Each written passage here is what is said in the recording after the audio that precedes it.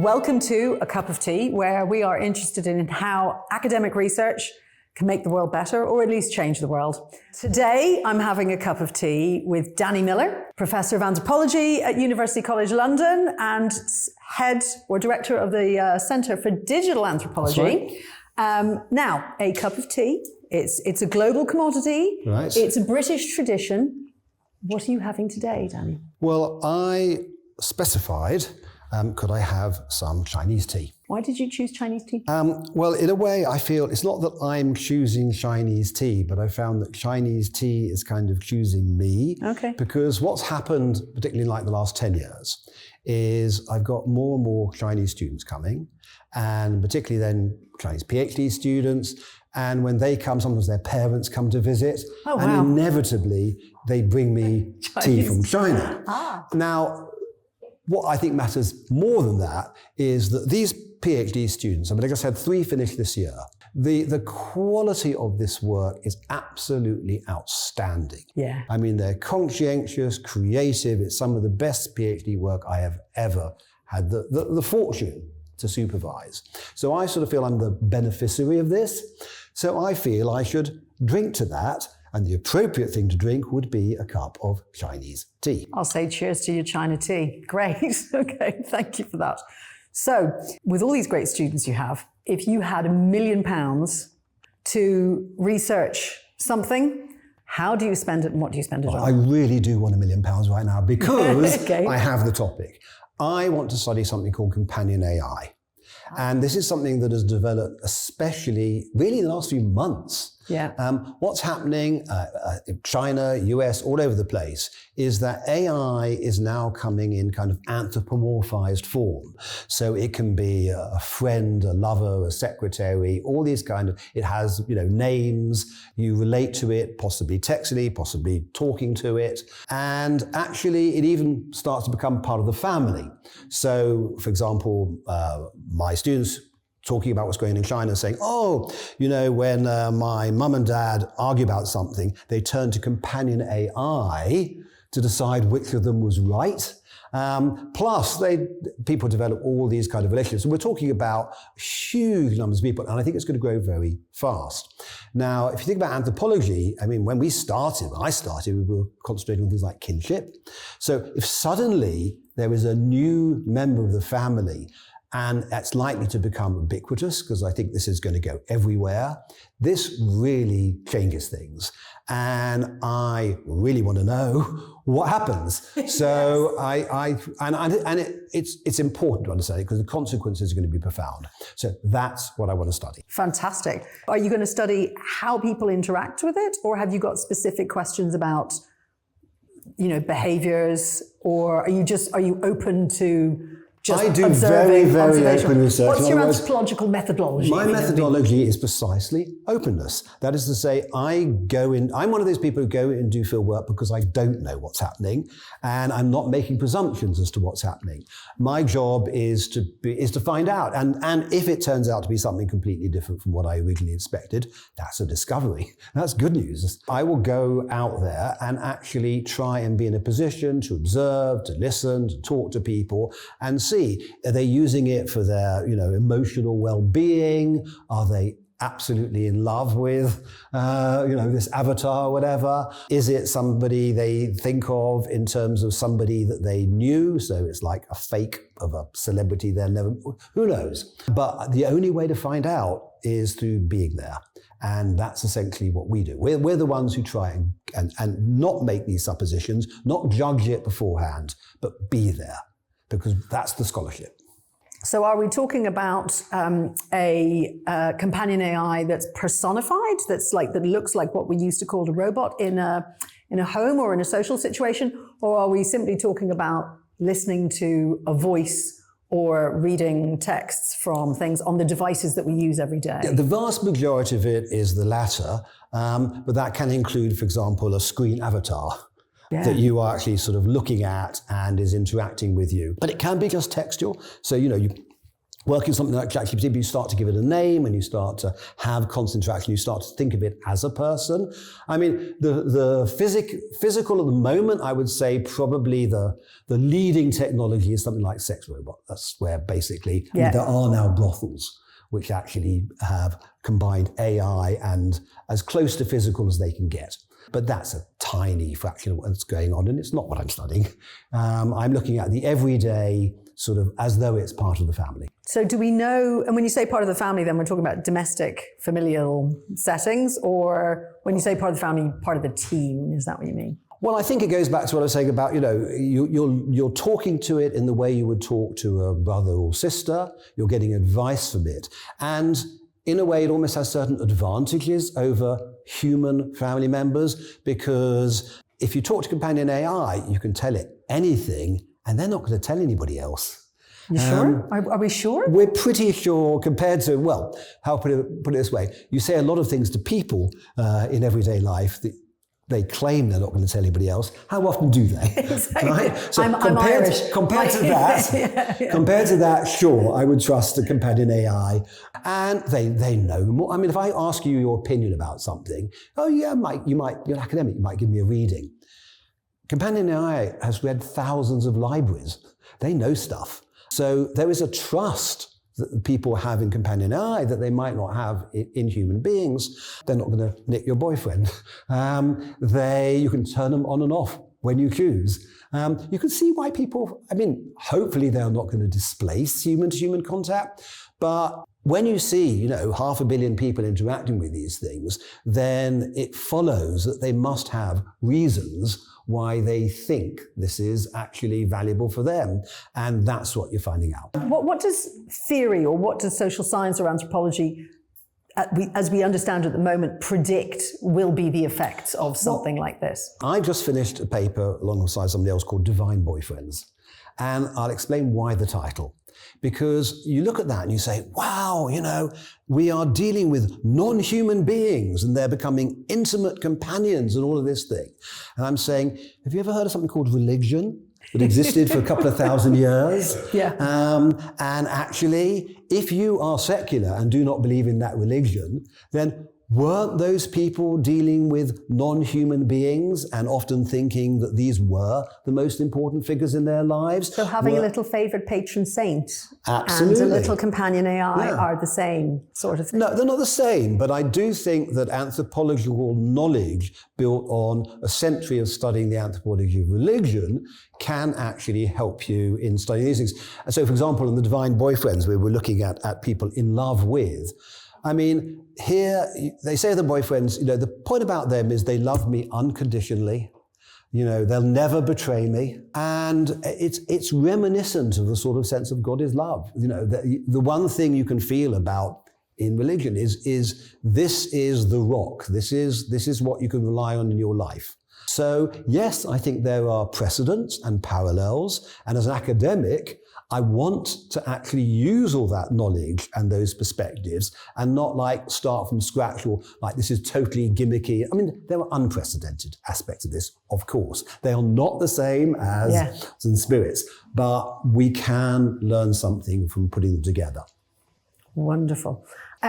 So tell me a little bit about digital anthropology and how you got into the field. I actually started in archaeology, but I used to go on interesting things like looking for the lost empire of Srivijaya or Chios and the Solomons.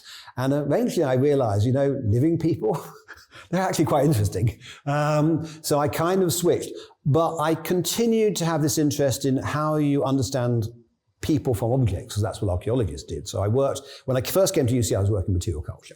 Then along comes the digital, and everyone's saying, oh my gosh, we've got this thing called the virtual that's not real, and it's not material. I'm thinking, but it is. Okay, so, you had photographs before, you've got a load more photographs, now you've got social media, they're photographs. I mean, if that was material, so in a sense, so is this. We've got computers, we've got particular forms of communication. I do a lot of work on smartphones. It's a really important physical thing. I think it's almost like it's so much in front of your nose we don't see it. So I've emphasize that actually, again, the tradition we built of studying material culture and these kinds of objects can actually be deployed in understanding these new digital forms. And that led us then to this kind of subdiscipline called digital anthropology, which then focuses on the consequences of these for people. Fantastic. So what are the misconceptions about the field? There's a misconception about anthropology, generally. People think it's fluffy. And what I mean by that is, you've got hard science, right? And hard science with, it deals with these universals and hypotheses and testing and all the rest of it. And some disciplines that study people tend to go with that model. I think psychologists often do, economists often do. So look at me now. I don't collect data. I don't test hypotheses. I actually don't count very much. So they think, oh, what are you doing? I mean, what are you doing? Collecting a couple of anecdotes? That is the misconception. Because I could collect a couple of anecdotes in a couple of weeks, less. But we go out for 16 months and we live with and observe people pretty much all day for 16 months. And that's because I think we are the only discipline that studies life as it is lived. Why no 16? Other discipline does that. Yeah. Because you need 16 months, because actually we do have aspirations to scholarship, to a kind of truth, the same things that the scientists have, but we have to do it in a different way because people don't live in a topic. They can't be experiments, right? Yeah. Everything they're doing interacts with everything else they're doing. One of the reasons you need 16 months is you need to know all of those things because that's true of life. Yeah. Life is holistic like that. And if I ask you questions, you'll tell me what you think I should hear. But if I really want to know what you think, it will take time. And that may not even be what you're doing. And I really want to know what you're doing, which may not be the same as what you say you're doing, et cetera, et cetera. So I think we are not in the least bit fluffy. We are actually very much committed scholars who will persevere until we think we have the authority to talk about our material in the same way as any scientist might. Tell us a little bit about what you're working on at the moment and if there's any barriers or challenges to, that arise. Yeah, my current project, it came partly out of COVID when you could see digital technologies provide really good facilities for care and caring at a distance, monitoring people to make sure they're okay. They also provide all these facilitations for surveillance and watching people. Indeed, when you looked at those COVID apps, some populations, say Korea, tended to see them as care, whereas, say, US Republicans tend to see them as surveillance. And I started to realize that this is actually quite common in many other sectors. So if you think about parents and their kids with their smartphones. So the parents think that what they're doing in looking at what the kids are doing is care. The kids think it's surveillance. And I just found that this kind of tension and balance is very interesting. So we're looking at the moment, I found a population about which no monograph has ever been written. As far as I can say, it's completely new. It's called East Finchley. And we're comparing it with a place in China because attitudes there are so different. So you take surveillance. In England, the people I talk to saying, oh, no, there's too many CCTV, too much of this, too much of that. We need freedom. We're worried about it. Whereas in China, by and large, where there is much more surveillance than there is here, generally people are saying to us that actually this is ridiculous. There's not nearly enough surveillance. If there was enough surveillance, there wouldn't be crime.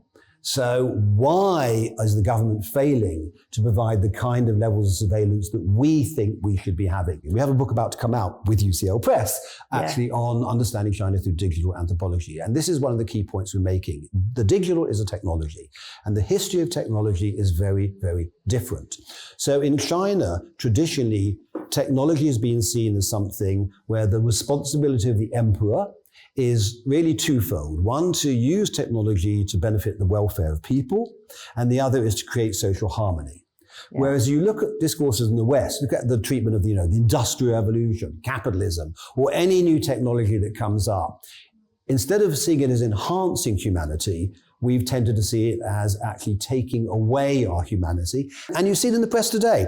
On any given day, you will see a newspaper article about how the new technologies are harming, it's smartphone addiction or fake news, et cetera, et cetera. So there are really deep differences between the meaning of the term digital, the meaning of technology, and how people respond to it. That's anthropology, right? When you have these extraordinary differences around the same topic, and that's how we sort of start to understand that this isn't a simple issue of balance, but actually quite complex and has to be understood in its particular cultural settings. Okay, so tell me a little bit about what the scariest thing you've had to do as a researcher is. Well, a lot of my work has been focused on issues of poverty and people who are under great pressure. I've worked in things like low-income areas of Kingston, Jamaica, etc. So, yeah, I've had 2 or 3 times when people have had guns and threatened me. I think that probably does count as scary. So it's in the field. In the field, I've had encounters that are absolutely down the line scary. But I think there's a bigger side to that, though, which is I believe that one of the roles of anthropology is to work with people who you do not agree with at all and probably don't like, because our job is to understand why they think they're right and they think you are, nasty, et cetera, et cetera. I mean, it's empathy, basically, and that's the heart of anthropology. So quite often I'm with people, and after a while, probably realize that, no, actually, I don't really agree with very much of what they're saying. I'm not trying not to bring it out. But, I mean, part of our job is going out of our comfort zone. And, yeah, that can be difficult after a while, but it's part of what we do. Do you find that in the field, when you got this combination of like risk from something you haven't been able to foresee happening, like people turning up with guns, but you also have the possibility that there will be something that you observe that you won't be able to understand, or that will be a completely new phenomenon, or? Well, most of it. Yeah, no, I mean, good, that's the whole point, really, is that we go in. That's why I don't ever have a hypothesis. Yeah, a hypothesis presumes you know what is the relevant variable to the thing you're going to study. I don't know. It's both a challenge and a positive that you don't know what you're going to find in the field. But tell me again, you're saying you're not gathering data, but you're gathering something. What are you gathering, and how are you treating it? Yes, I mean, I would never use the word data in relation to my work, because then it sounds like the things you're observing, the things you're understanding can be sort of reduced to little objects that you can kind of play with in experiments and models, etc.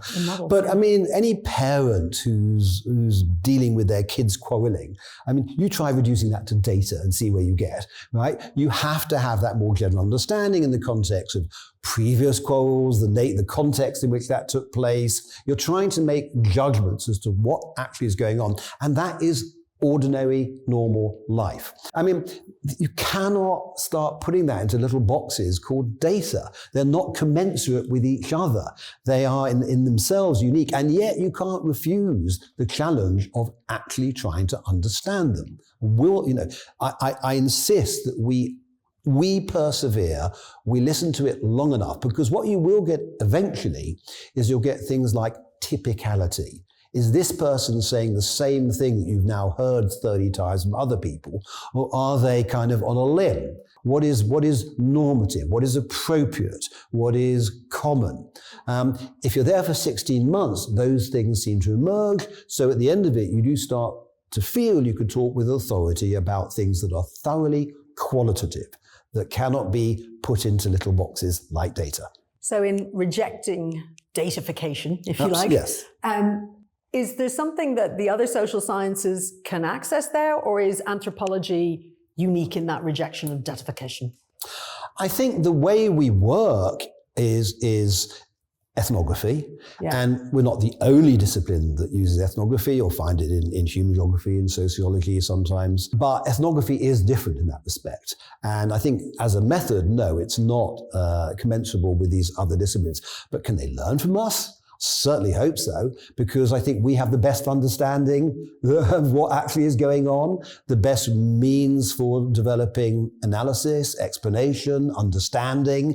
I mean, that's what academics are about. So I will sit there and say, well, you can see that, say, as I was saying before, why do the Chinese have this particular attitude to, say, technology? Or why do people want to have this relationship to drones or new technology?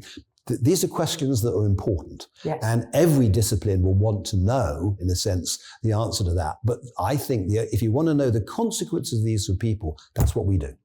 So in relation to wider research, do you have a favorite author or researcher in another field or in your field who, when you're kind of a bit stuck, go and read, or who has always inspired you? I think a person who I see as a model academic actually is somebody I know called Sonia Livingston. And she focuses on the relationship between parents and children in the digital age.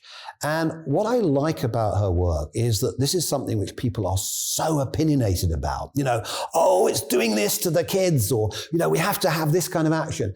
And she manages to be an academic who just refuses to, as it were, take that bait.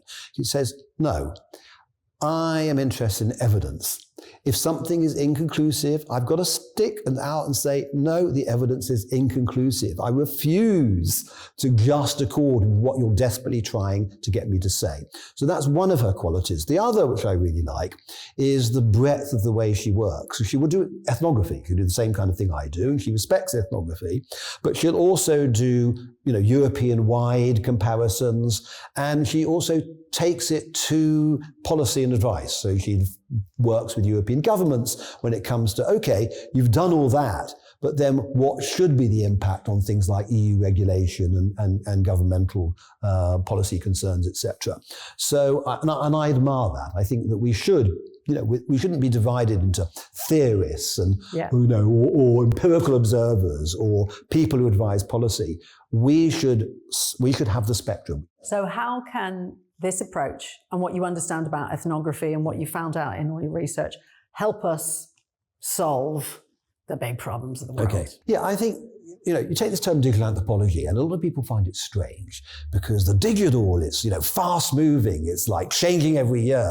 It's the next thing. And anthropology is the slowest discipline on the planet, right? With 16 months doing research and then 16-month analysis. So why would you use anthropology to look at the digital?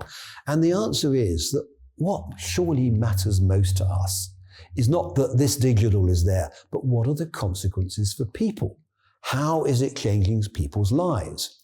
And that is when you need this 16 months real life research that allows you to get into things like family relations and things people feel very strongly about but don't necessarily even want to talk about immediately because it's so close to them. So there are no shortcuts. There is a reason why, even for these fast-moving things, you need evidence. You really need proper scholarship that actually says, yes, we have spent time with people. Yes, we think that it is, changing their relationship to friendship in this way, or changing the dynamics of love in this way.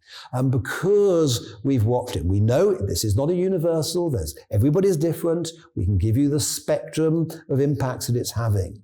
But whatever problem, as it were, other disciplines are trying to solve, I think they need, at their foundation, good scholarly evidence. And I don't think it can be provided by shortcut research or indeed any other way than the way we do it.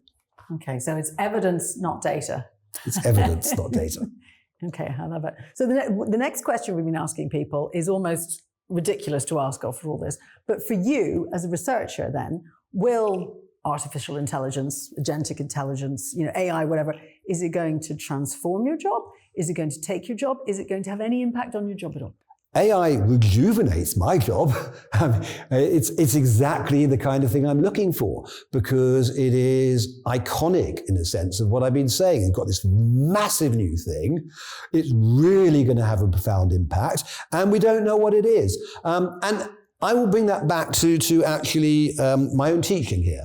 So I run this master's program in digital anthropology, and the students have been great because we all sit there and say, we read in the papers, oh, it's a disaster for academic teaching because, oh, you can get ChatGPT to write the essay. And the newspapers will say, it's making people stupider. And it can do those things. But we're sitting there and thinking, wait a minute, but are there ways we could use the same thing to make students cleverer? How actually can you work the procedures of something like ChatGPT, use its prompts, look iteratively at the kinds of questions you ask, compare different platforms or even different languages. So while everyone else seems to suggest that this is making people stupider, the students were working together to say, okay, let's work out how we take the same technology in order to make people cleverer. Nice.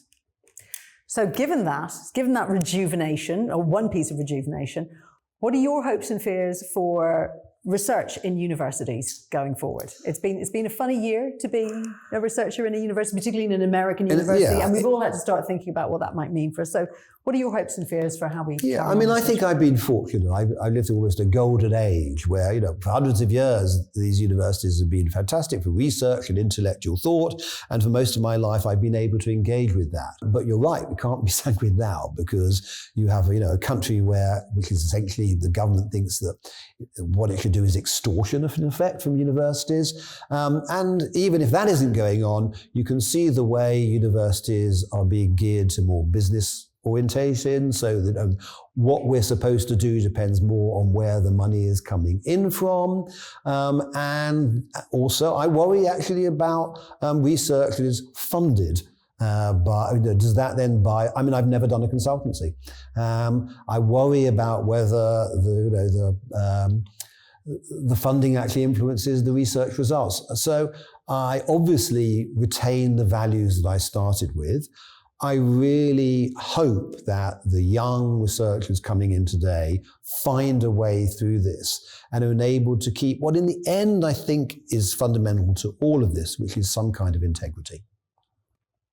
And integrity means, give me an Integrity means that actually you will say what you find in your research. This is what evidence-led means, right? Yes. You will not distort it because it suits your politics, or it suits the money, or it suits some other kind of cause. Integrity is true to the work that you do.